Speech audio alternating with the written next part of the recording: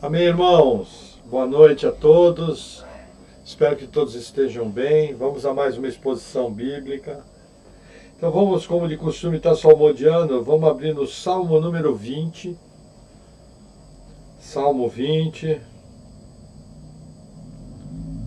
Diz assim a palavra do Senhor.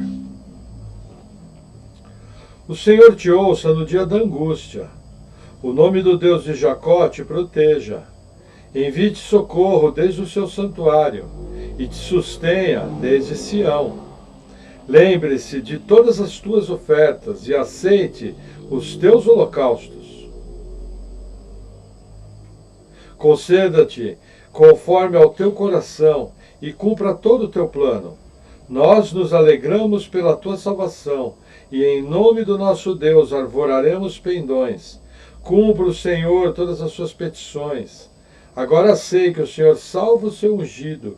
Ele o ouvirá desde o seu santo céu, com a força salvadora da sua mão direita.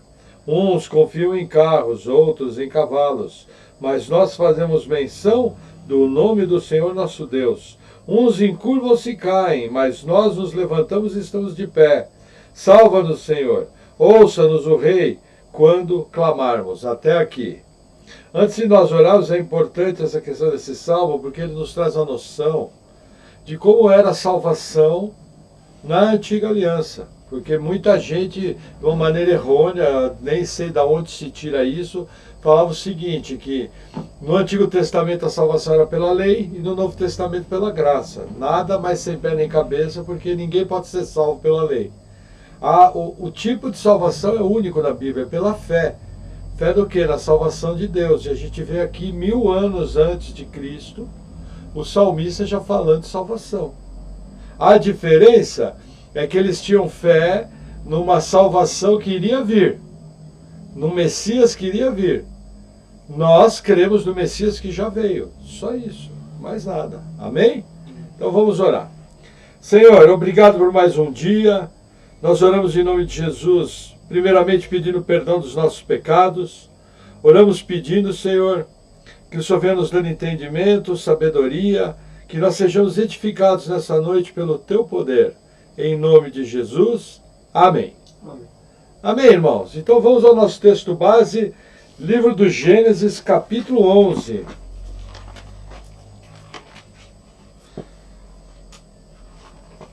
Uma pregação muito especial hoje.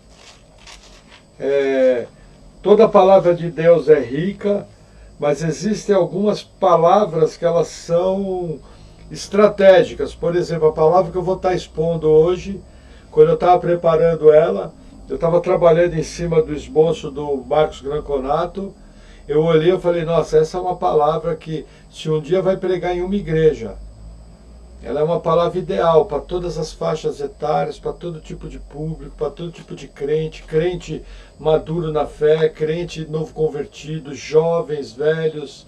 Excelente, assim, porque o princípio que vai ser explorado essa noite é uma das maiores verdades bíblicas.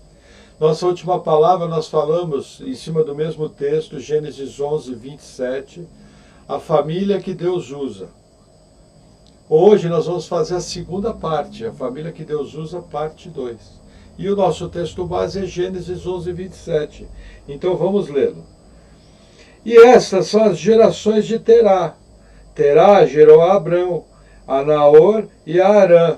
E a Arã gerou a Ló. Veja, como eu falei para vocês, fazer as contas da genealogia de maneira dura.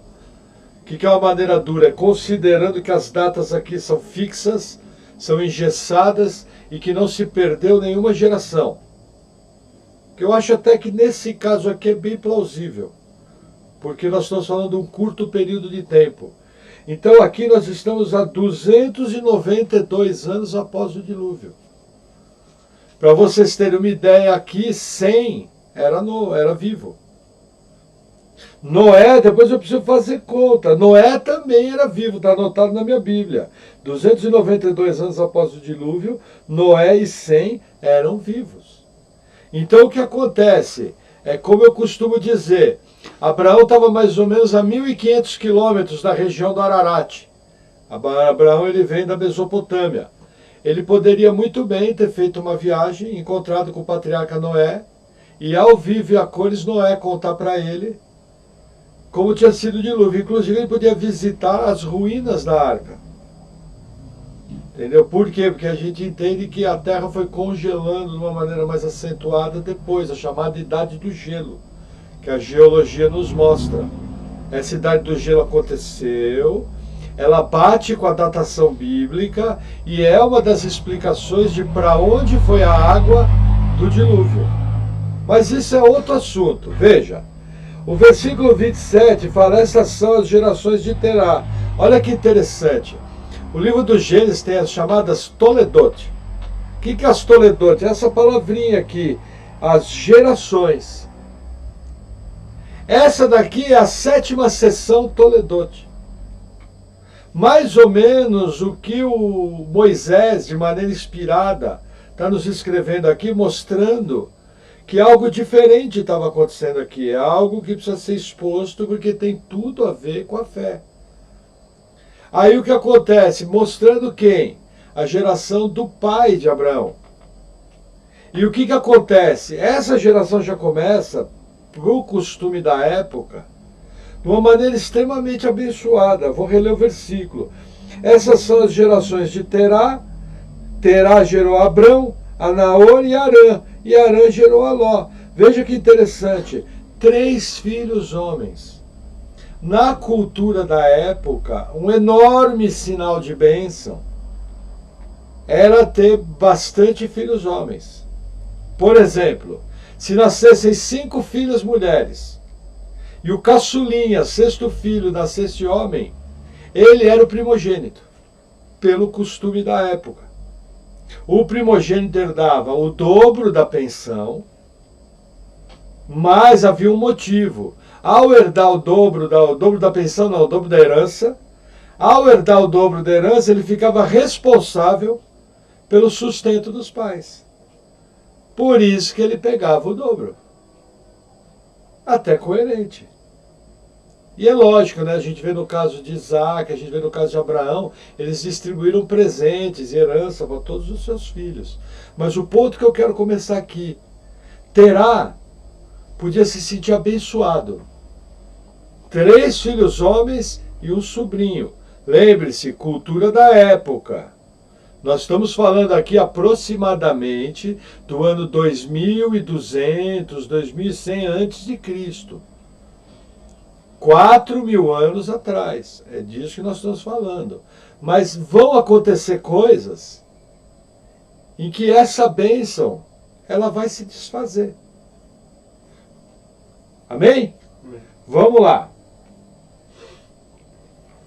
Tá. E morreu Arã, estando seu pai Terá ainda vivo, na terra do seu nascimento, em Ur dos Caldeus. Primeira coisa, aqui nos dá a localização da onde morava a família de Abraão, na Ur dos Caldeus. Existe sítios arqueológicos dessa região aqui. E a gente consegue ter uma boa ideia de como era a vida aqui. A descendência de Sem povoou essa região. Região hoje onde se encontra o país do Iraque e um pedacinho do Irã. Os semitas ficaram nessa região, encostando um pouquinho mais ao norte no país que a gente conhece hoje como a Armênia. É essa região da Ur dos Caldeus. Agora veja que interessante. Acontece a primeira tragédia. Arã morre. Morreu com seu pai ainda vivo. Quando você olha, você fala, nossa, que tragédia. Numa época que se vivia 210 anos, na maior boa. 230. Veja, nós não podemos esquecer que Noé era vivo 950 anos. Sem era vivo 600 anos. Talvez havia uma piadinha, nossa, vou viver que nem Noé, quase 1000 anos. Hoje em dia a turma não faz piada quando aparece alguém com 120, 130 anos. Ó, quero viver que nem aquele ali. Tal. Mas veja, não só apenas uma tragédia do ponto de vista de ter perdido um filho. Porque ele deixa um neto sem pai. Quem é esse neto? Ló. Isso explica um fator que é marcante na vida de Abraão. Ló era parceiro de Abraão. Quer ver que interessante? Eu separei 2 textos aqui. Vamos lá. Gênesis capítulo 12. Versículo 4. Assim partiu Abrão como o Senhor lhe tinha dito, e foi Ló com ele. E era Abrão da idade de 75 anos, e saiu de Harã, de uma outra cidade. Que nós vamos ver como eles chegaram lá. Quer dizer, quando Abraão saiu para conhecer a terra de Canaã, Ló foi junto. O capítulo 13, vamos ler o capítulo 13, versículo 1. Subiu, pois, Abrão do Egito para o lado do sul. Deixa eu explicar uma coisa aqui. Esse lado do sul não é o sul do Egito. Algumas traduções colocam, subiu Abraão para o Negueb. O que é o Negueb? O Negueb é o deserto que fica ao sul da Judéia. Por quê? Porque o sul do Egito, eu vou na direção da cidade de Elefantina. Eu vou na direção das nascentes do rio Nilo. Então, quando eu leio aqui, eu preciso tomar cuidado para não me confundir. Na verdade, ele foi para o sul da terra de Canaã. Por que que isso é importante? Porque tem ateu que pega a Bíblia, pega o mapa da África e fala, tá vendo? Vocês, além de achar que a Terra é quadrada, porque ela tem 4 cantos do mundo, vocês não têm a mínima noção de norte, sul, leste e oeste. Porque, veja, quando Abraão saiu do Egito, fala que ele foi para o sul. O sul vai ter o Quênia, vai ter a Tanzânia, vai ter o Congo, vai ter aqueles países. Só que aí na passagem dessa sua Bíblia ridícula, isso ateu falando, fala que ele foi para os lados de Sodoma e Gomorra. Peraí, quem está... O escritor da Bíblia estava bêbado quando escreveu, falando alguma coisa. Parece uma coisa boba. Mas os ateus, os incrédulos, exploram muito bem isso. E quando o crente é despreparado, ele não sabe responder, pode ser até humilhado. Se eu fosse um ateu daqueles militantes, eu ia pegar o crente, ia pegar meu Atlas, ia provar para ele que a Bíblia dele é furada. Ia mostrar no Atlas que ele ia ter uma fé ridícula, eu ia humilhar. Que é o que muito ateu quer fazer. Agora, uma igreja que conhece a sua Bíblia, que tem amor pela Escritura, que ouve palavra, que estuda a sua Bíblia, não cai nessas coisas básicas, coisas simples. Uma simples anotação que nem você fez, Negueb, te livra de algo. Isso é muito importante. E aí, vamos lá, versículo 2. E era Abrão muito rico em gado, em prata e em ouro, e fez as suas jornadas do sul até Betel. Betel vai lá para cima. Entendeu? Olha a confusão aqui se você não sabe o que é o Negueb. Tá, me perdi. 3, né? 3, isso. Até o lugar onde a princípio estivera a sua tenda, entre Betel e Ai. Até o lugar do altar que outrora ali tinha feito. E Abrão invocou ali o nome do Senhor. E também Ló ia com Abrão. Tinha rebanhos, gado e tendas. Olha Ló junto.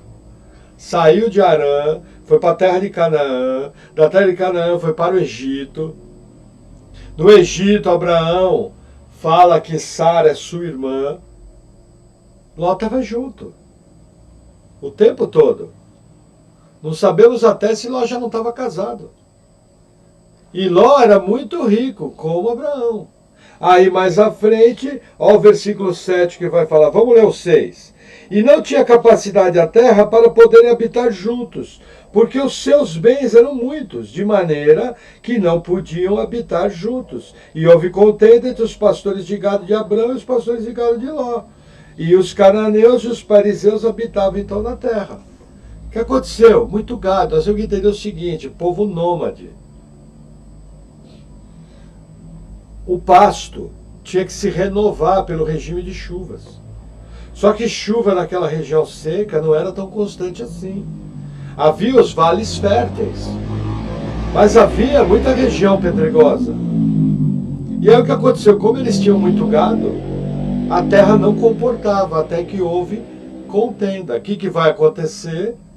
Ló vai para a direção das campinas de Sodoma e Gomorra e Abraão vai para o outro lado. Mas o que eu quero mostrar para vocês aqui? Ló era parceirão de Abraão. Nós vamos estudar melhor a vida de Ló, mas já fica aqui um aperitivo. Enquanto Ló esteve junto com Abraão, Ló prosperou e a vida dele foi bem. Quando ele se afastou, o final de vida de Ló foi catastrófico. Amém? Vamos continuar nossa leitura. Versículo. Vamos voltar no Gênesis 11, versículo 28. Isso. Eu olhei versículo 3 no meu esboço. Falei, que versículo 3? Estou maluco? Vamos lá. 28. E morreu Arã, estando seu pai Terá ainda vivo, na terra do seu nascimento, em Ur dos Caldeus. E tomaram Abrão e Naor mulheres para si. O nome da sua mulher, da mulher de Abrão, era Sarai. E o nome da mulher de Naor era Milca, filha de Arã, pai de Milca e pai de Iscá. E Sarai era estéril e não tinha filhos. 31. E tomou Terá, Abrão, seu filho, e a Ló, filho de Arã, filho de seu filho, a Sarai, sua nora, mulher do seu filho Abrão, e saiu com eles de Ur dos Caldeus para ir à terra de Canaã, e vieram até Arã, e habitaram ali. Primeira coisa que acontece, uma migração. Arã morreu na cidade de Ur.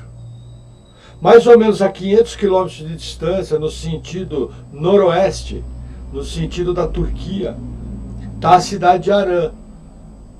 A Bíblia fala que ele saiu em direção à terra de Canaã. A terra de Canaã era ao sul de Arã. Não sabemos por que eles pararam em Arã. Existe uma suspeita dos teólogos. Os teólogos têm uma suspeita por que eles pararam em Arã. Essa explicação aparece no livro de Josué, capítulo 24. Vamos abrir lá. Josué, o 6º livro da Bíblia. Você vai passar por Êxodo, por Levítico, por Números, por Deuteronômio, vai chegar em Josué. Capítulo 24. Não, 24 não vai ter. 24, não, aqui é Juízes, vai ter sim. Josué 24, versículo 2. Olha que interessante. Vamos ler 1. Depois reuniu Josué todas as tribos de Israel em Siquém, e chamou os anciãos de Israel, e os seus cabeças, e os seus juízes, e os seus oficiais, e eles se apresentaram diante de Deus. Então Josué disse a todo o povo: assim diz o Senhor Deus de Israel: além do rio, habitaram antigamente vossos pais. Que pais? Terá, pai de Abraão, e pai de Naor, vírgula, e serviram a outros deuses. Talvez essa seja a maior explicação por que Terá resolveu parar na cidade de Harã. Qual era o nome do filho que morreu? Harã. Era hábito nas cidades, algumas delas, terem como nome da cidade o nome do Deus que era adorado. O que se sabe é que na região da Ur dos Caldeus havia o culto à lua. O que se sabe é que a família de Abraão, e muito provavelmente o próprio Abraão, adoravam a lua. E ao viajar para sentido de Canaã, chegaram em Harã, que era uma cidade que era um grande centro de idolatria. E eles acabaram ficando ali. Veja que interessante, marca dessa família: idolatria profunda. Percebe que aquela bênção dos 3 primeiros filhos, uma promessa, Nossa, um vai ser centroavante, outro vai ser ponta direita, outro vai ser ponta esquerda da seleção brasileira. Morreu um. Quando você começa a ver o quadro, você começa a ver uma família que ela começa a se desestruturar. E qual o problema da idolatria? Deus abomina a idolatria. Deus é contra o idólatra. E Josué fala claramente, era notório. Olha, eles serviram a outros deuses. Amém? Vamos retornar em Gênesis 11.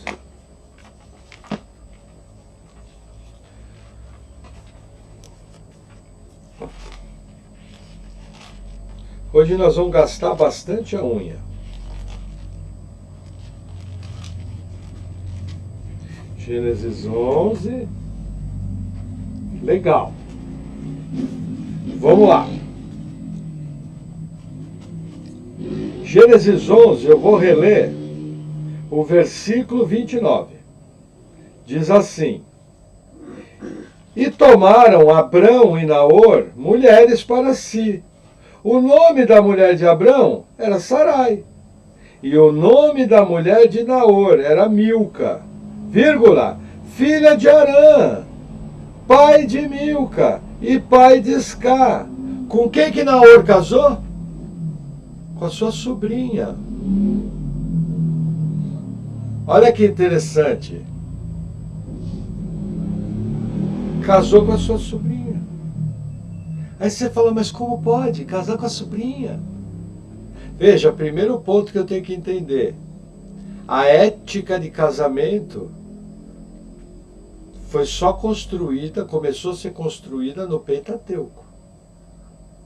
Aqui nem Bíblia tinha. Aqui não tinha uma linha escrita na Bíblia. Eu pergunto, havia a lei de Moisés falando com quem pode casar, com quem não pode casar? Não. Se não havia lei, não havia pecado. Lembra que quem evidencia o pecado mostrando a transgressão, no sentido de transgressão, é a lei. Se não tem lei, não está denunciada a transgressão. Mas olha que interessante, nós vamos ler agora alguns textos e nós vamos aprender uma prática que os antigos cometiam muito, chamada endogamia. O que é endogamia? Endo é dentro, interno. Gamia é casamento. Tem a monogamia, o casamento com uma esposa, e a poligamia, o casamento com várias esposas. Os patriarcas praticavam a endogamia. Eles só casavam dentro da própria família. Veja que interessante. Terá teve 3 filhos, abriu-se em 3 vertentes, mas o que acontece? 2 vertentes começam a se juntar. Milca, filha do falecido Arã, casa-se com seu tio Naor. Se junta a linhagem. Quem é que vai vir dessa descendência? Nós vamos ver mais à frente. Rebeca. Então a gente percebe que a família abre em 3 pontos, só que 2 ramos da família já se juntam, Naor e Milca. Veja que interessante. Isca, essa mulher, a gente não sabe nem o que aconteceu. É a única citação sobre Isca está aqui. O que aconteceu com Isca? Não sabemos. Última citação dela ficou em Arã. Mas olha que interessante, vamos entrar nos casamentos. Primeiro texto que eu quero abrir, Gênesis capítulo 20. Gênesis 20.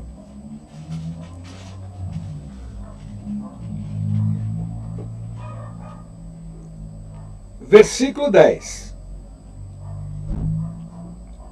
Diz assim: Disse mais Abimeleque a Abraão: Que tens visto para fazer tal coisa?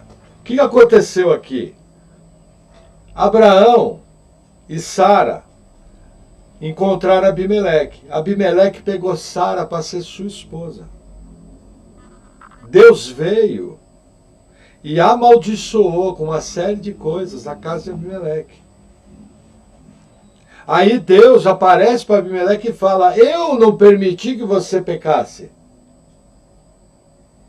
E aí Abimeleque vai confrontar Abraão. Por quê? O texto vai responder mais à frente. Vamos continuar a leitura. Vamos lá. Então, versículo 9. Então chamou Abimeleque a Abraão e disse-lhe: que nos fizeste? E em que pequei contra ti? Para trazeres sobre o meu reino tamanho pecado? Tu me fizeste aquilo que não deveria ter feito.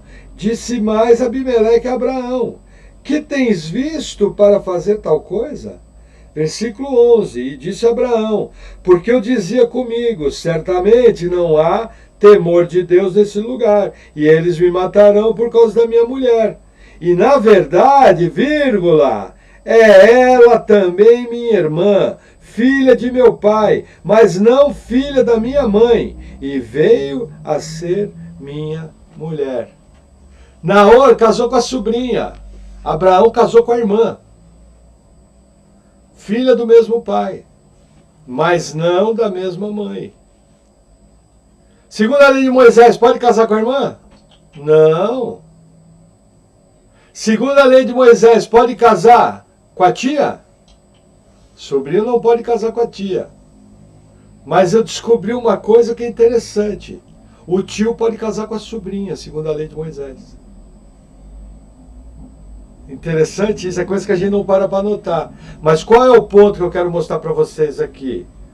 A gente fica horrorizado quando eu leio Gênesis 11 e fala: nossa, o cara casou com a sobrinha. Mas Abraão casou com a irmã. Meia irmã, filha do mesmo pai, mas era irmã. Isso mostra uma segunda informação. Terá era polígamo. Ou teve um segundo casamento. Porque se não é filha da mesma mãe, quem é a mãe de Sarai? Não veio da chocadeira. Não é filho do mesmo pai? Terá? Mas não é filho da mesma mãe. Então, ou Terá teve uma segunda esposa, a primeira morreu, a mãe de Abraão, a Bíblia não cita, ou ele tinha mais de uma mulher, que também é viável. Mas vamos seguir. Olha que interessante, por isso que eu falo, existem palavras que elas são especiais. Lógico que eu sozinho não tenho capacidade para fazer todas essas ligações. Tive que recorrer aos mestres da igreja. No caso, esse esboço é de quem eu falei? Pastor Marcos Granconato, Igreja Batista Redenção. Se você entrar lá, inclusive, vai ver essa pregação com muito mais capacidade, muito mais informação do que eu. Meu conselho é que você faça isso. Assim que tiver uma brecha, entra lá no canal do YouTube da Igreja Batista Redenção e assista o Marcos Granconato expondo aqui. É muito legal. Amém? Mas vamos seguir, vamos para mais um texto. Livro de Levítico, capítulo 18.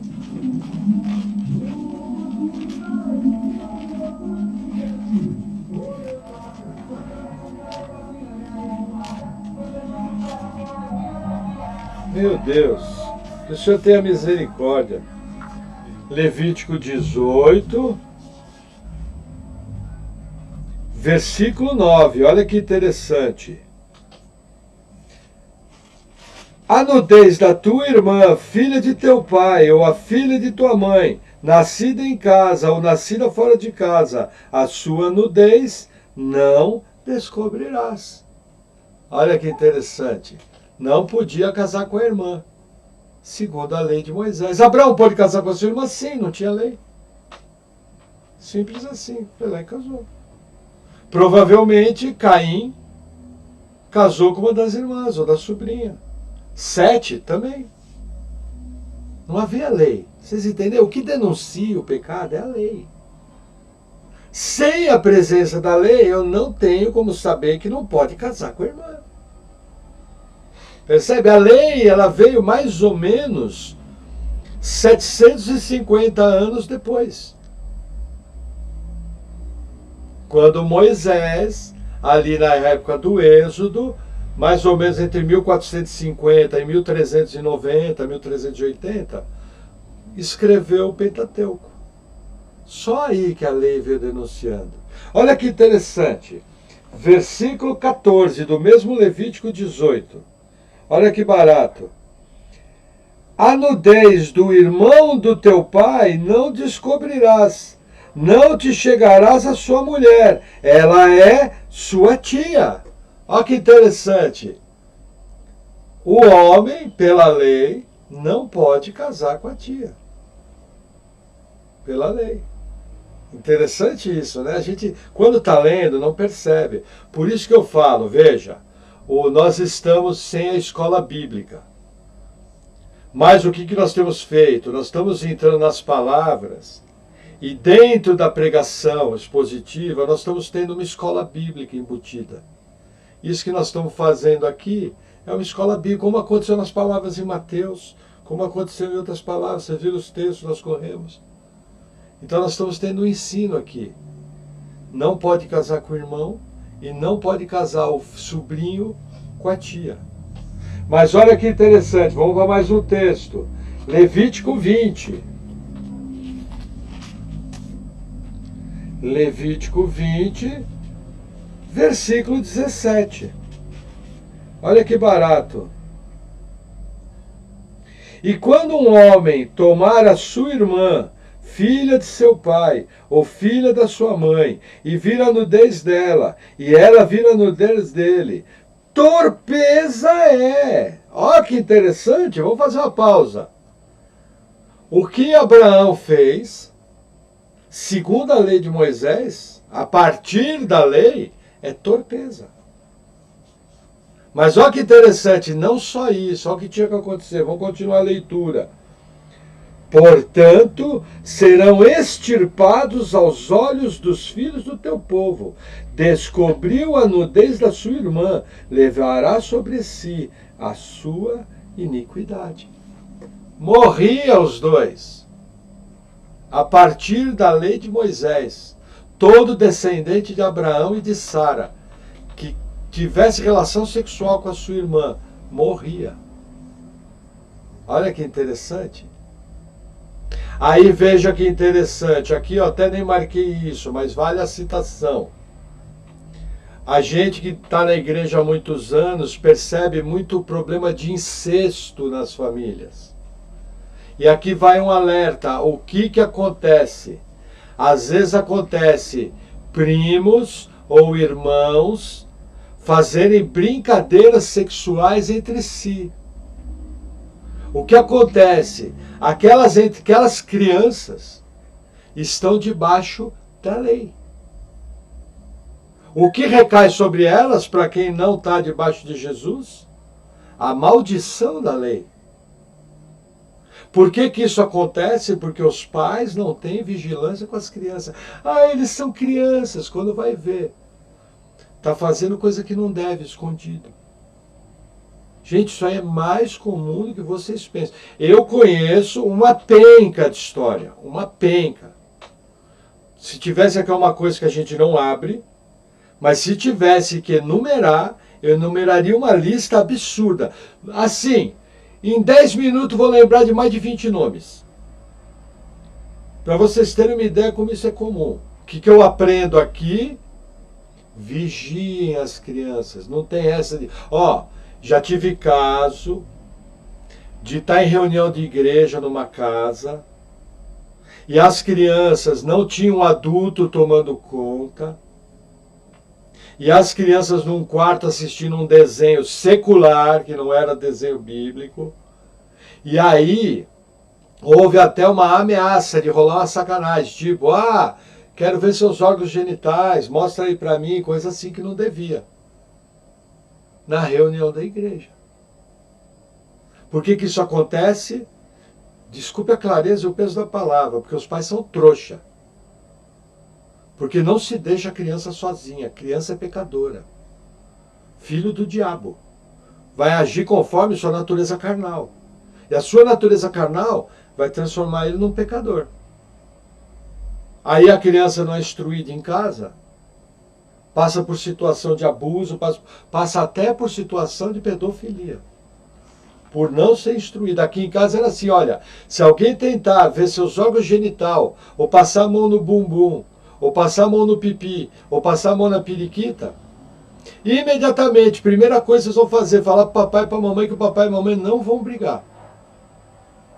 Primeira coisa. Isso é mais comum do que acontece. E traz uma consequência espiritual terrível.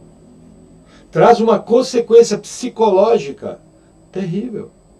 Somente o novo nascimento, a salvação em Cristo Jesus consegue libertar a pessoa das marcas que um incesto, uma pedofilia, um abuso sexual traz. Coisa muito séria. E tem muito a ver com isso aqui. Tem muito a ver com isso. E tem uma segunda coisa que acontece, veja. Quem está por trás disso aí? Primeiro ponto, a natureza pecaminosa. Segundo ponto, espíritos malignos. Ao perceberem esse tipo de comportamento, é notório. Parece que os espíritos malignos fazem uma marcação homem a homem com a criança. E existe inclusive uma grande tendência entre a criança, no caso, se for menina, ir para a prostituição ou para o lesbianismo. Se for menino, ir para a prostituição ou para o homossexualismo. Impressionante. Impressionante. São coisas que estão diretamente ligadas. Por que que acontece? Falta de vigilância. Achar que o mundo é uma maravilha. Tem adulto que eu converso, tem pessoa mais velha que eu converso, a pessoa vive em Nárnia. Olha para minha cara como se eu fosse maluco. Eu falo, gente, que mundo vocês viveram? Que mundo que vocês viveram? Ah, quando eu era pequeno não tinha isso. Aí você vai conversar com um mais velho, da mesma época, aí rolava outra coisa, rolava. E era terrível. Gente, nosso país é marcado por zoofilia. Nos interiores, os meninos são ensinados a manter relação sexual com animais. Isso é extremamente comum. Confusão é terrível, né? Mas vamos a mais um texto. Levítico 20, capítulo 20.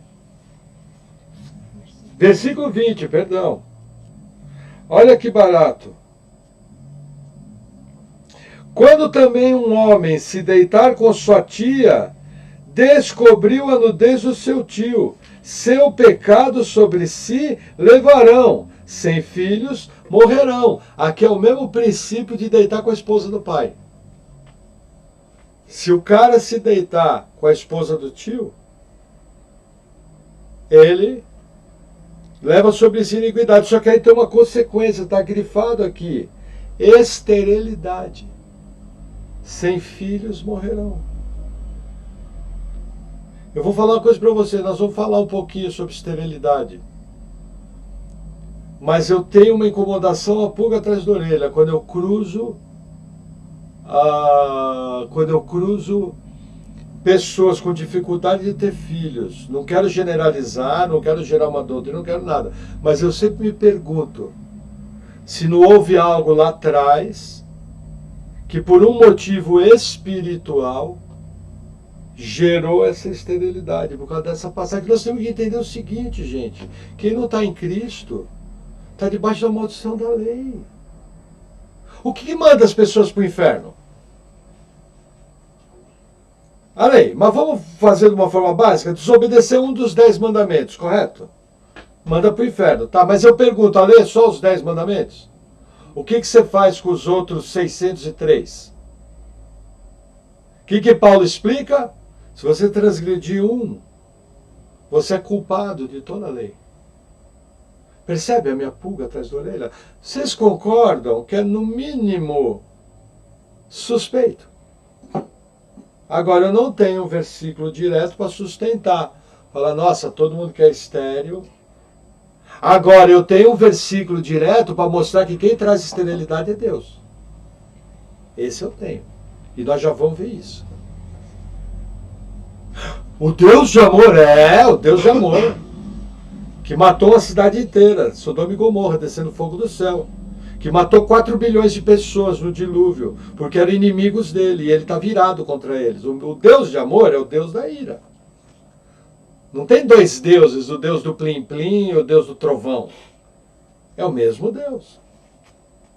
Traz esterilidade, ele traz. Mas vamos a mais um texto. Deuteronômio, capítulo 27.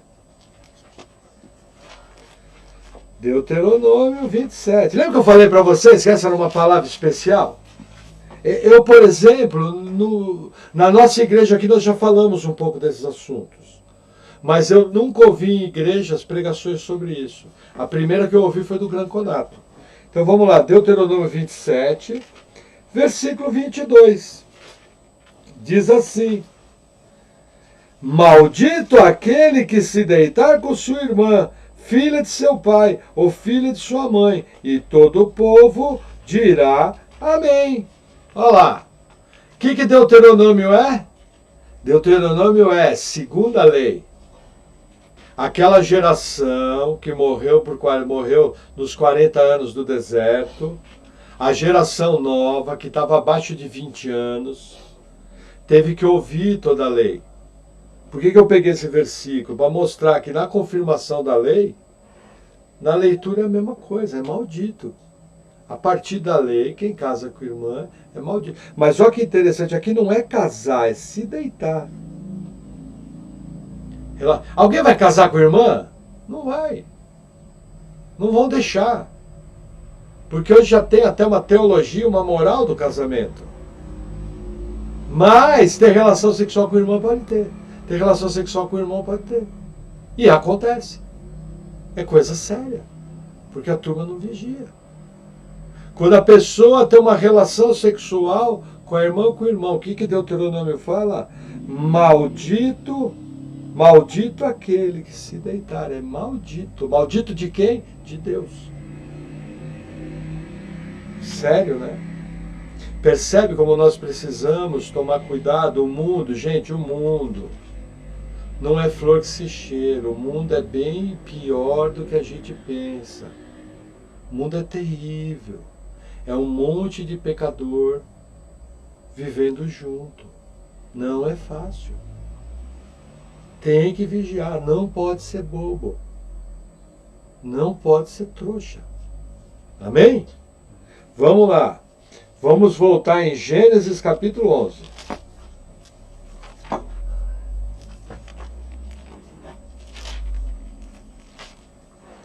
Gênesis 11, e hoje vai dar 1h30 de pregação. Os irmãos vão ter que trazer travesseiro. Gênesis 11, versículo 30. Diz assim: e Sarai foi estéril, não tinha filhos. Olha que interessante. Primeiro ponto. Isso explica o relacionamento de Ló com Abraão. A Bíblia vai nos mostrar que Abraão tinha 75 anos quando saiu de Harã. E Ló foi junto. Praticamente Abraão adotou Ló como filho. Porque Harã morreu e só de mulher deixou 2. E um homem, Ló. Entendeu? Naor também teve filhos. Se eu não me engano, Naor foi pai de Betuel. Que daí vai vir a descendência de Rebeca. Que vai se casar com Isaac. Percebe? E Abraão não tinha filho, Sara era estéril. Aí você fala, nossa, coitadinha de Sara. Quer ver que interessante? A Bíblia nos apresenta uma teologia sobre esterilidade. E ela está presente aonde? Em Gênesis. Vamos seguir. Gênesis capítulo 25.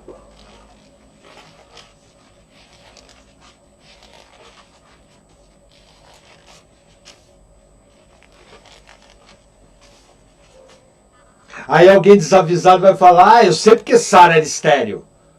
Acabamos de ler em Levítico que vai ficar estéril. Não é assim, não havia lei ainda. Aquela maldição de Levítico não podia retroagir.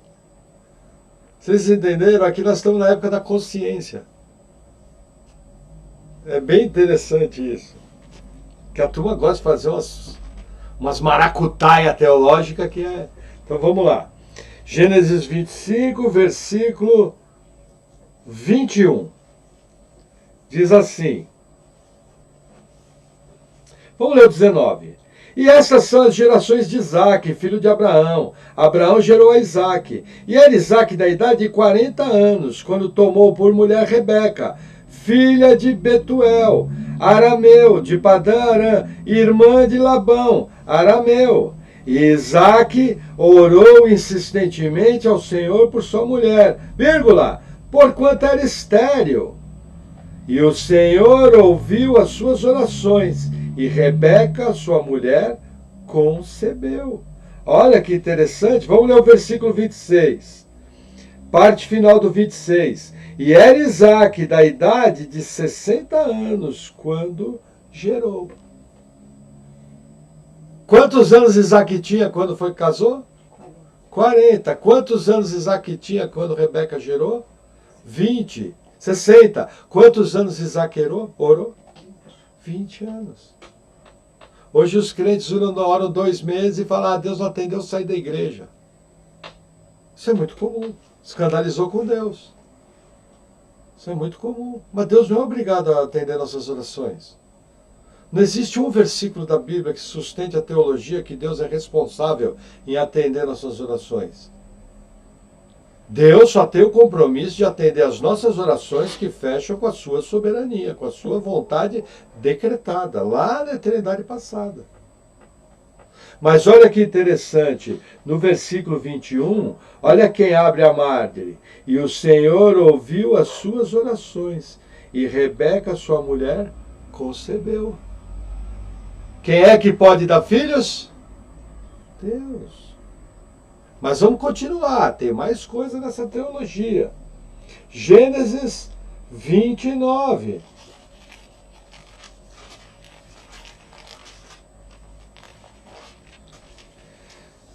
Versículo 28.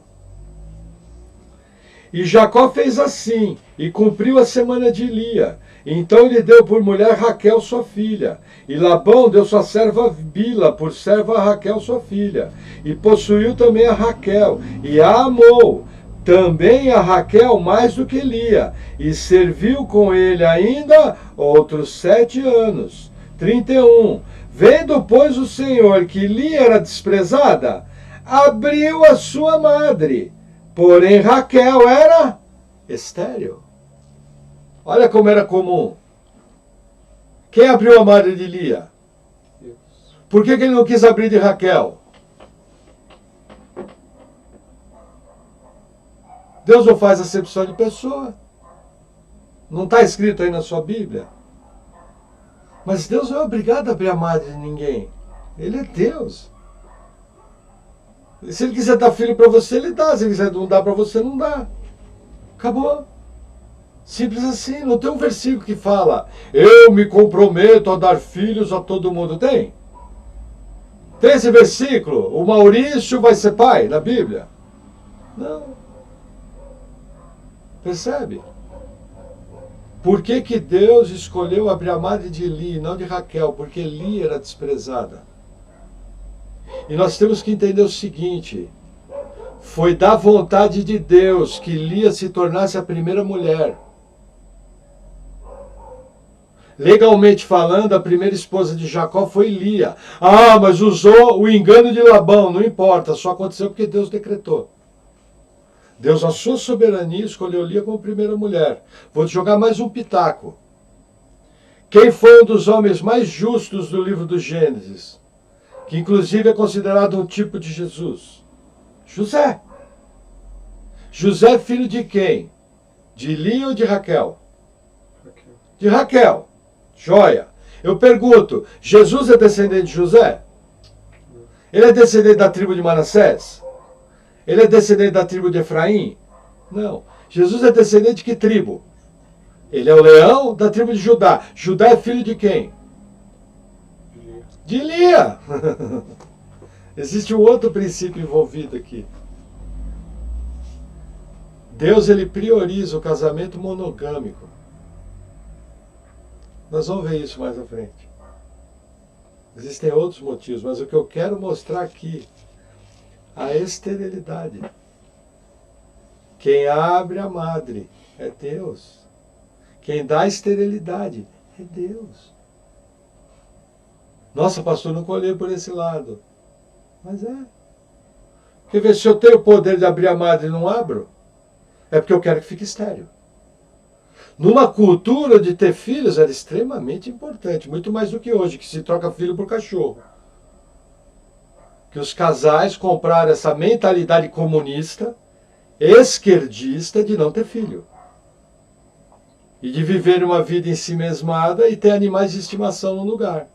É só você ir numa clínica veterinária de qualquer grande cidade do Brasil, você vai ver o nojo que é. Ninguém está falando aqui que vai se maltratar animal, nada disso. Mas concordam que é uma mentalidade do marxismo cultural, da esquerda, que é marxista culturalmente, no mundo, não se ter filhos hoje. Eles conseguiram imprimir essa mentalidade completamente anticristã, porque a Bíblia fala que os filhos são bênção. Percebe? É uma coisa que você vai olhando, você vai juntando os pontos e fala, nossa, quanta coisa. Não tinha pensado nisso. Não tinha pensado que nunca tinha te falado. Agora você sabe. Amém? Vamos avançar mais um pouquinho. Vamos agora em Gênesis capítulo 24.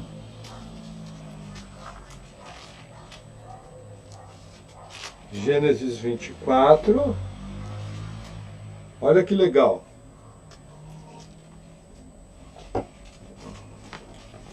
Gênesis 24, versículo 15. Deixa eu voltar uma página aqui, que é grande o capítulo. Olha que interessante. Qual é a situação aqui? Olha para mim. Abraão, ele tinha um servo chamado Eliezer, o Damasceno.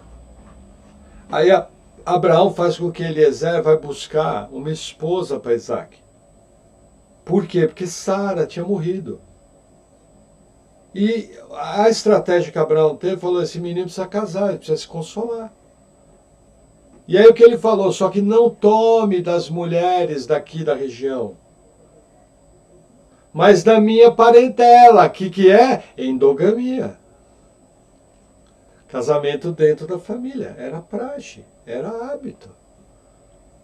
E aí Eliezer viaja, aí ele chega na região da família de Rebeca, aí ele para e tem a questão de beber água dos camelos, aí ele pede graça de Deus, e acontece tudo exatamente como Eliezer orou.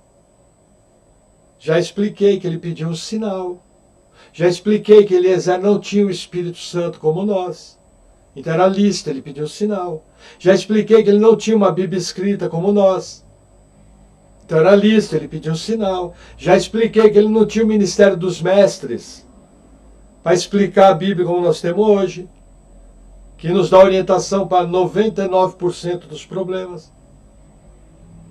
Então era normal ele pedir um sinal. Aí tem crente hoje querendo pedir sinal.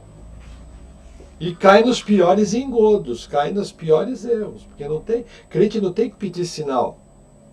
O máximo que pode acontecer na vida do crente é a providência de Deus encaminhando as coisas. Eu já vi gente pedir, entre aspas, sinal via providência. Por exemplo, eu lembro de uma igreja, a igreja que eu fui salvo, precisava comprar uma chácara em São Paulo. Aí o pastor da igreja falou, Senhor, olha, eu gostei da chácara, acho que é do Senhor, mas tem um detalhe, eu não vou me movimentar enquanto não vier um sinal financeiro.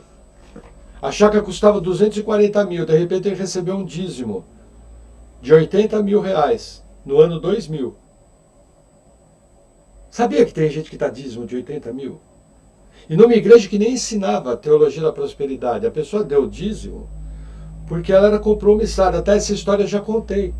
Posso falar o nome, que ninguém sabe o sobrenome, era a irmã Cecília, funcionária pública de São Paulo, tinha se aposentado. Entrou numa grana preta. E eu lembro da história. Ela saiu caçando o pastor Marcelo dentro da igreja da Armênia. Falou, pastor, eu preciso falar com o senhor. Não pode falar, mas não pode ser aqui.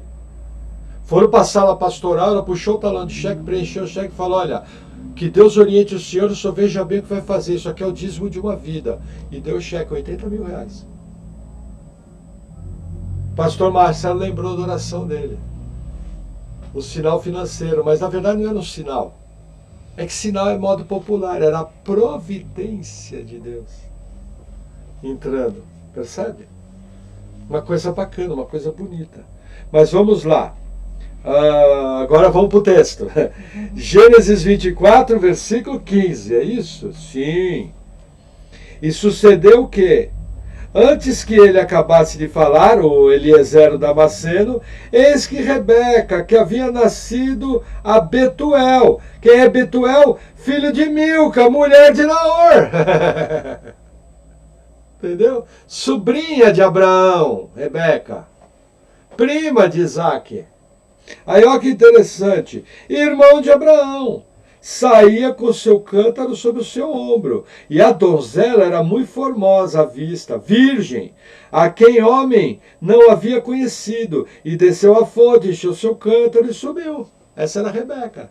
Essa Rebeca vai se tornar esposa de Isaac. Existe uma teologia muito importante aqui. Por quê? Novamente, os comunistas, esquerdistas querem acabar com a Bíblia. E querem acabar com a fé cristã. É o trabalho deles, fechar as igrejas. E nós vamos estudar junto, acabar com a família judaico-cristã. Uma das pautas é o feminismo exacerbado. Aí o que acontece? Eles dizem que a Bíblia foi usada para oprimir a mulher.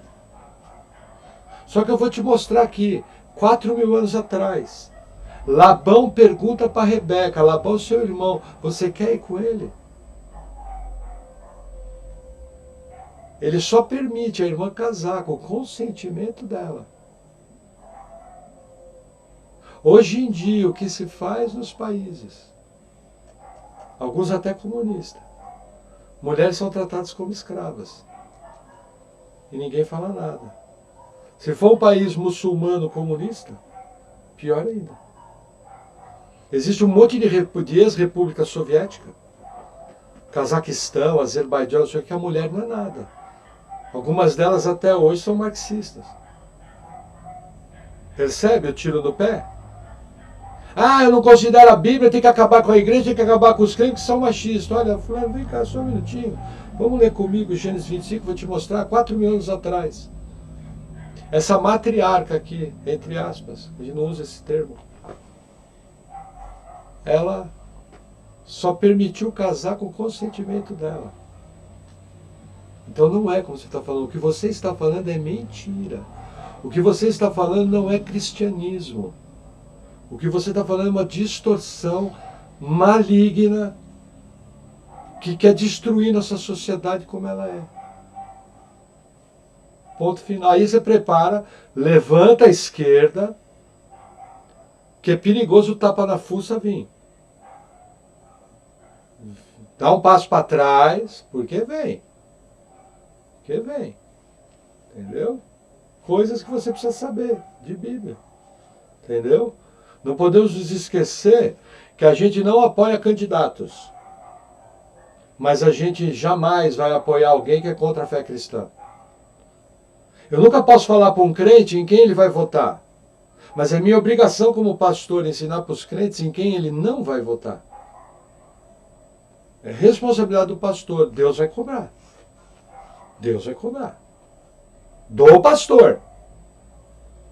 Entendeu? Mas vamos seguir mais um pouquinho. Gênesis 28. Olha que barato. É. Bem legal. Versículo 1 e 2, pô. Isaac chamou a Jacó e abençoou-o e ordenou-lhe e disse-lhe: não tomes mulher dentre as filhas de Canaã. Levanta-te, vai a Padan-Arã, a casa de Betuel, pai de tua mãe, e toma de lá uma mulher das filhas de Labão, irmão da tua mãe. E Deus Todo-Poderoso te abençoe, e te faça frutificar e te multiplique, para que sejas uma multidão de povos. Novamente o quê? Endogamia. Olha que interessante. As famílias de Naor e de Harã se ajuntaram no casamento de Naor e Milca. As famílias de Abraão, de Harã e de Naor se ajuntaram no casamento de Isaac e Rebeca. E Deus vem e ratifica isso no casamento de quem? De Isaac. Quem vai vir de Isaac, não, de Jacó. Quem vai vir do casamento de Jacó? As 12 tribos de Israel, que vão formar o povo. Agora veja que interessante, vamos lembrar um pouquinho. Morreu um filho, migraram para outra terra. Para os padrões de hoje, uma família que era uma confusão, primeiro o tio casa com a sobrinha. Para os padrões de hoje. O irmão casa com a irmã. Aí vai fazer uma viagem maluca para uma terra que ninguém conhece, leva junto o sobrinho. Aí o sobrinho quebra o pau com o tio. Assim, não com o tio, mas os funcionários do sobrinho do tio quebram o pau. Aí se separam. Mas o que eu aprendo aqui? As mulheres são estéril. Qual foi a promessa que Deus faz a Abraão? De ti farei uma grande nação. Bacana, Deus, minha mulher é estéril. Na próxima palavra nós vamos ver, existe uma teologia em cima disso. Ah, bacana. Eu vou ser muito rico. Ó, Senhor, eu não tenho um tostão no bolso aqui. Percebe? Mas o que você vê aqui? Deus organizando as coisas. Deus pegando a bagunça da nossa vida e pondo em ordem. Sabe quem é esse Abraão? Quem é essa Sara? Quem é esse Naor? Quem é essa Rebeca? Somos eu e você. Essa bagunça é a nossa vida. O que muda é o tipo de problema. O que Deus está fazendo nessa família é a mesma coisa que Ele está fazendo na sua vida.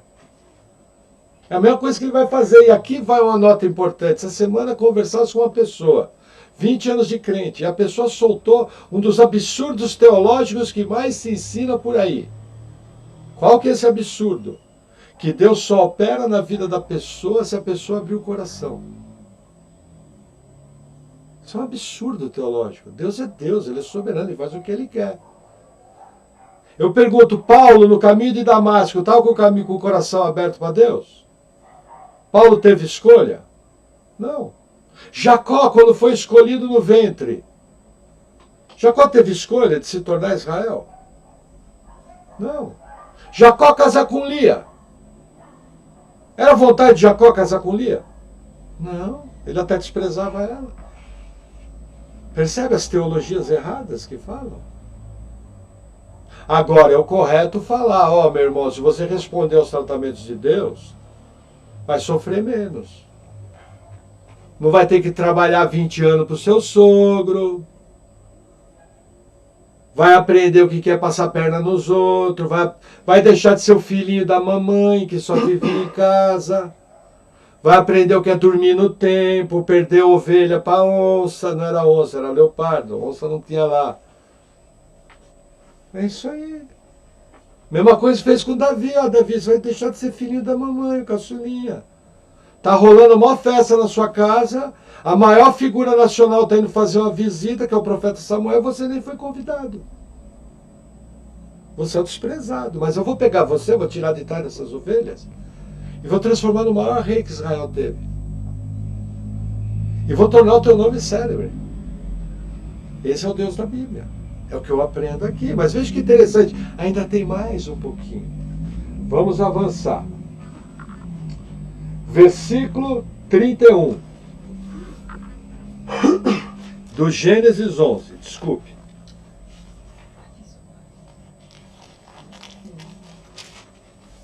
Sim. Versículo 31 do Gênesis 11.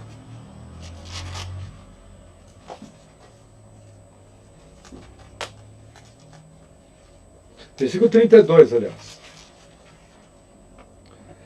E foram os dias de Terá 205 anos. E morreu Terá em Harã.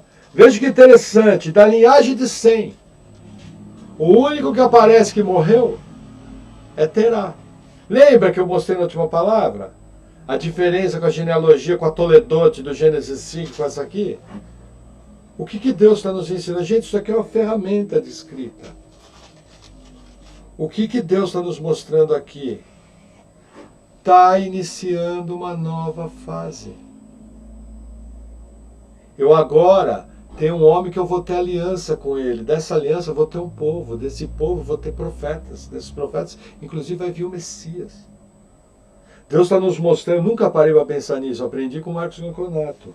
A morte de Terá nos mostra aqui, eu estou encerrando uma fase. E estou começando outra. Isso é uma ferramenta teológica. Por isso que só nessa linhagem aparece Terá. Mas o Jesus está falando aqui, ó, essa linhagem botou fim. Agora é com Abraão. O pai de Abraão morreu. Naor, já vimos o que aconteceu. Casou, teve o Betuel, depois veio o Labão, depois veio a Rebeca, juntou as famílias, tudo bem. Mas falta algumas pecinhas desse quebra-cabeça. Quer ver que interessante? Vamos abrir em Gênesis 15.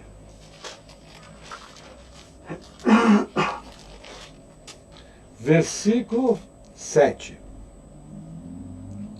Diz assim: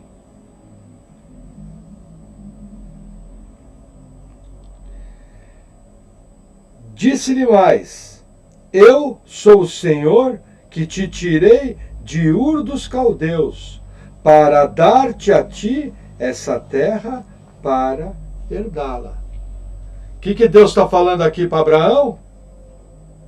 Eu te tirei de Ur dos Caldeus para dar essa terra para você e tua descendência. Mas vamos ver uma coisa interessante? Vamos voltar no Gênesis 11.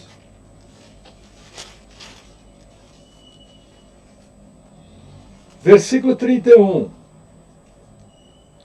E tomou Terá a Abraão, seu filho, e a Ló, filho de Arã, filho de seu filho, e a Sarai, sua nora, mulher de seu filho Abrão, e saiu com eles de Ur dos Caldeus, para ir à terra de Canaã, e vieram até Arã, e habitaram ali. Opa, peraí. No versículo a Bíblia fala que Terá tomou a família e foi para... Mas peraí, no versículo 15, o que Deus fala? Vamos reler o 15? Vamos lá, Gênesis 15. Versículo 7. Disse-lhe mais, eu sou o Senhor que te tirei de Ur dos Caldeus para dar-te a ti essa terra, para herdá-la. Gente, isso daqui é a verdade bíblica.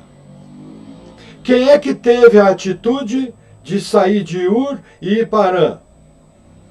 Terá. Mas quem fez isso? Deus. Ele fez isso.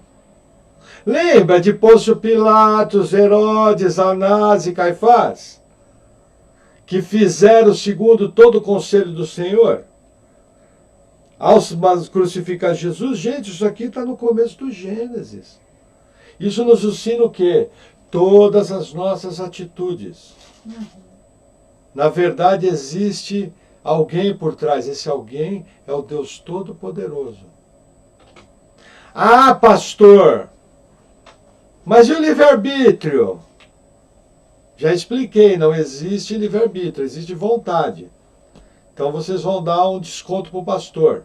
Vamos refazer a pergunta. Ah, pastor, mas e a vontade do crente? Não é uma boa pergunta? Olha que bacana, Deus ele tem um senso de humor sensacional. Deus escolhe um pagão para nos ensinar a teologia sobre a vontade do crente. Olha que bacana. Livro do profeta Daniel, capítulo 4, é o nosso último texto. Você vai passar Salmos, vai passar Isaías, vai passar Jeremias, vai passar Ezequiel, vai chegar em Daniel. Daniel, capítulo 4.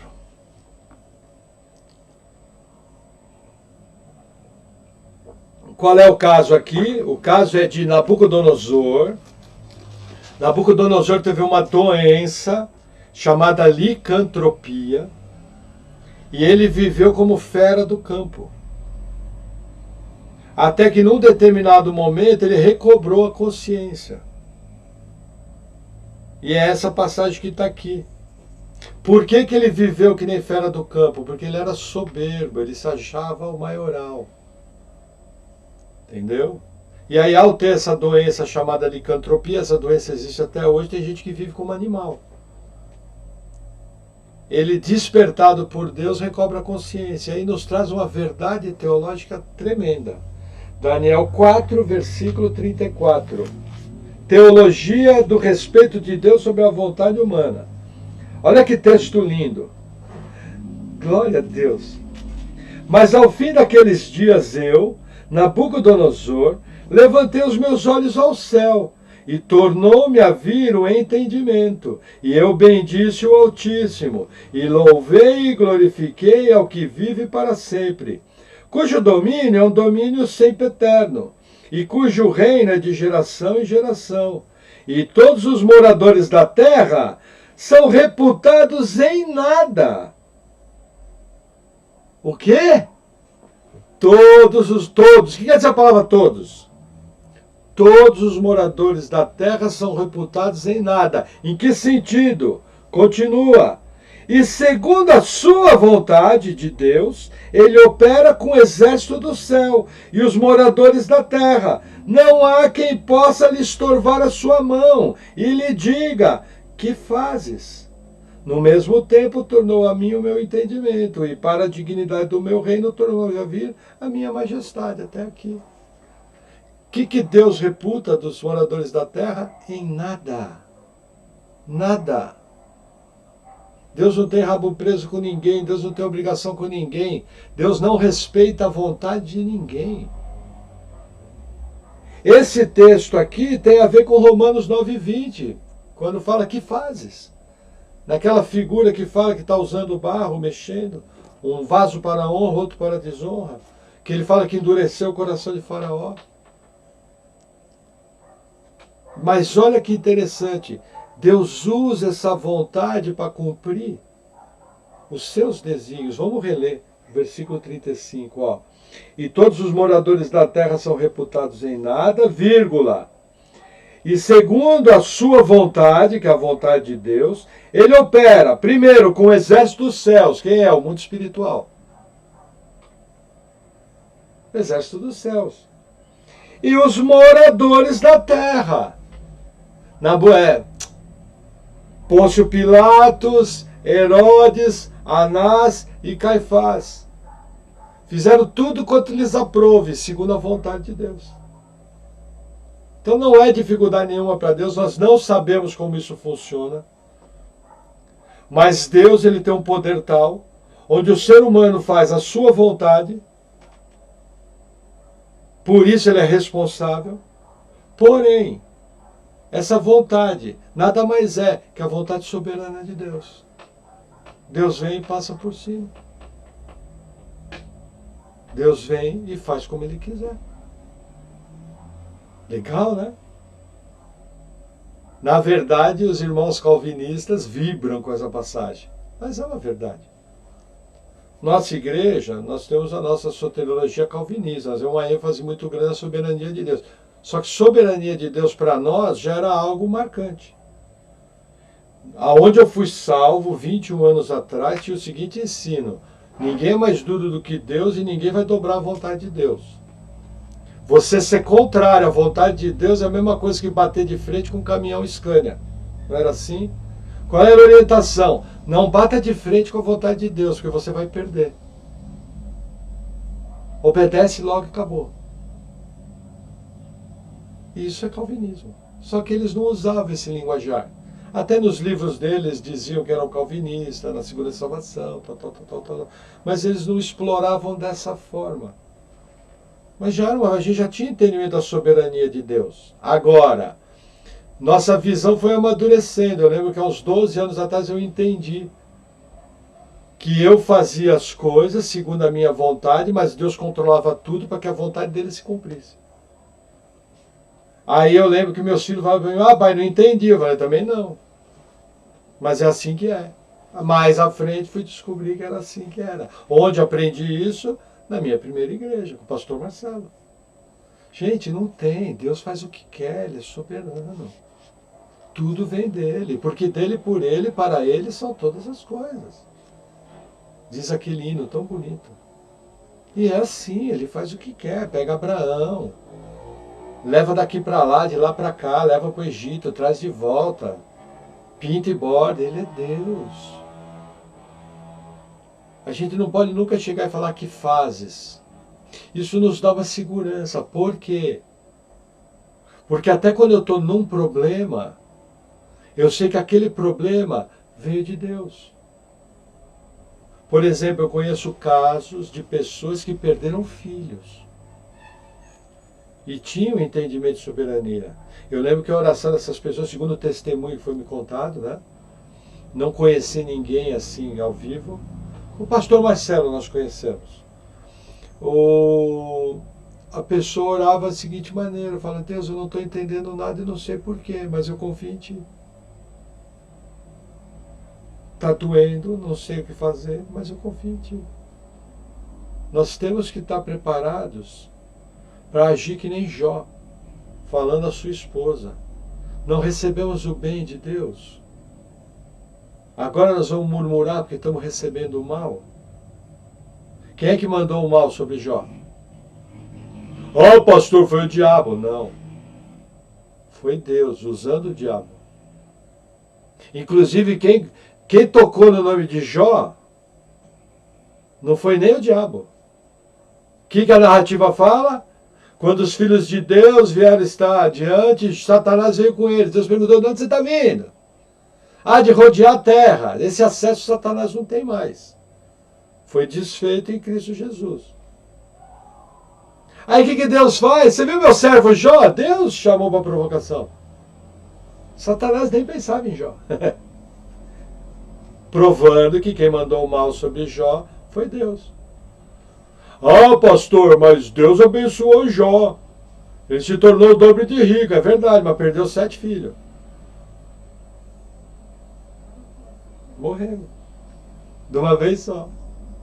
Tá afim de perder 7 filhos numa queda de telhado?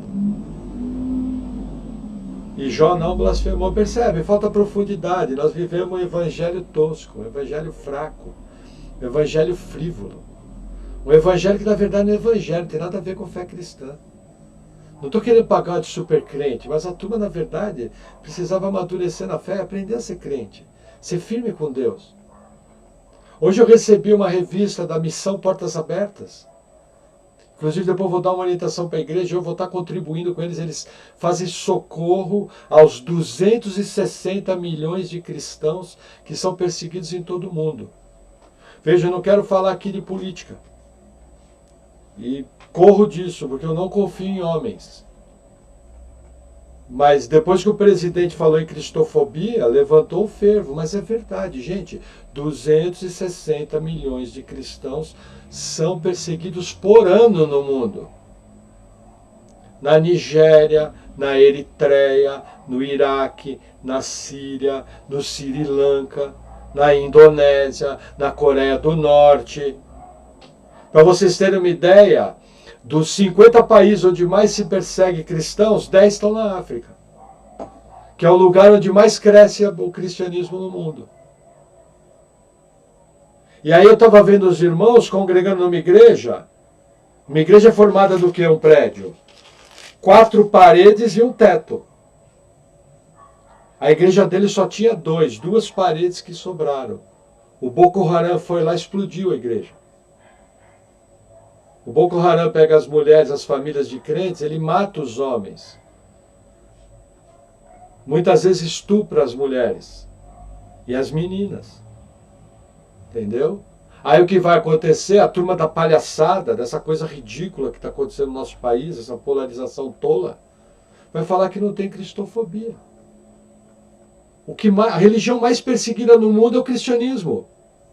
É a religião mais perseguida do mundo. Você não vê mártir islâmico. Você não vê, tem um foco ou outro. Que monges budistas mataram alguns islâmicos, mas não sistemático como o cristianismo. Mas o que a turma da palhaçada vai fazer?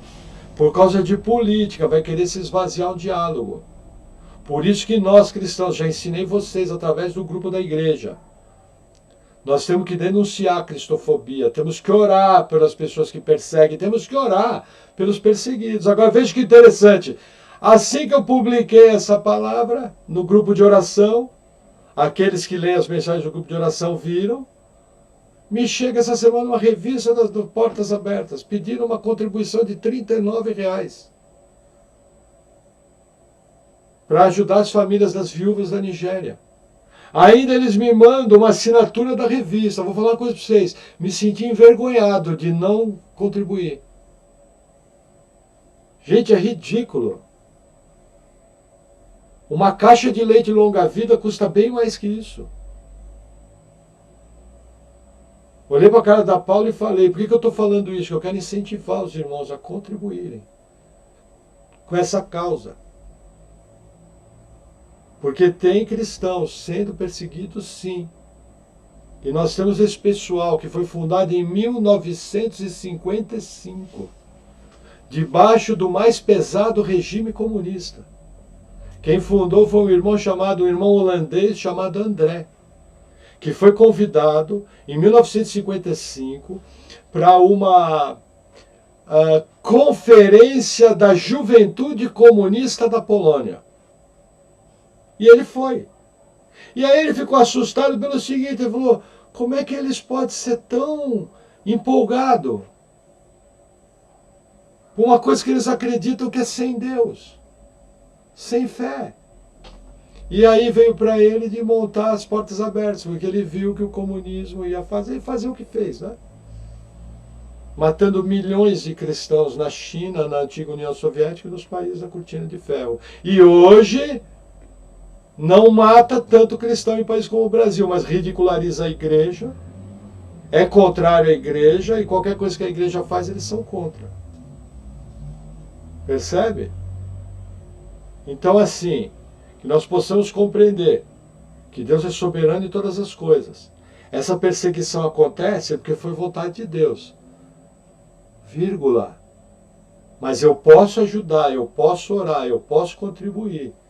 E posso também executar a vontade de Deus, que é repartir bênçãos espirituais que eu tenho, que Deus nos abençoa bem mais que 40 conto, 40 merréis, como dizia meu falecido pai, para abençoar irmãos que estão sofrendo, que tiveram suas casas queimadas, tiveram suas igrejas queimadas, que tiveram seus maridos degolados com facão na frente da família. Primeiro estuparam a mulher e as crianças na frente do cara e depois mataram o cara na frente das mulheres. Ah, se eu pego falar do meu lado que não tem cristofobia, vai conhecer o cotovelo santo. Não dá para ficar quieto. Não vou ficar quieto. Se falar do meu lado que não tem cristofobia, vai arrumar encrenca. Eu vou ser bem grosso. Vou ser bem amargo. Porque não admito falar dos meus irmãos que são tratados que nem cachorro. Por um boizinho que acha que comunismo é coisa boa. Que Deus nos livre nesse país de toda perseguição. E que nós possamos honrar a Deus, que nos deu a liberdade de cultuar a Deus da maneira que eu quero. É uma vergonha, com 260 milhões de cristãos sendo perseguidos no mundo, eu ficar fazendo conta se eu vou para culto. Eu ficar fazendo conta se eu vou ouvir a palavra da igreja na internet. Que a gente realmente possa cair em si e viver um cristianismo verdadeiro, cheio do poder de Deus. Amém? Amém. Vamos orar. Senhor, obrigado, Pai, porque o Senhor nos colocou num país livre, e apesar de toda a perseguição cultural, de toda a perseguição ideológica que acontece em nosso país, nós podemos viver a nossa fé com liberdade, e o Evangelho tem crescido em nosso país. Mas, Senhor, a minha oração é que o Senhor venha despertando a Tua igreja, que o Senhor venha trazendo um avivamento genuíno, que nós possamos viver um cristianismo verdadeiro, cheio de boas obras, um cristianismo que Te honra, onde de verdade o Senhor é o primeiro. Pai, que o Senhor venha com o Teu poder, livra de nós toda apatia, toda mordidão, que nós possamos Te servir mais e mais, com todas as nossas forças, que nós possamos realmente ser filhos que Te agradam. Capacita-nos, Senhor, a viver essa vida cristã, em nome de Jesus. Amém. Amém? Irmãos, falar uma coisa, fica um recadinho. Não permita falar contra a igreja na sua frente e você ficar quieto. E não permita jamais falarem que cristofobia é mentira por causa de política besta. É diminuir um assunto seríssimo, porque político A ou político B falou. Amém? Deus abençoe.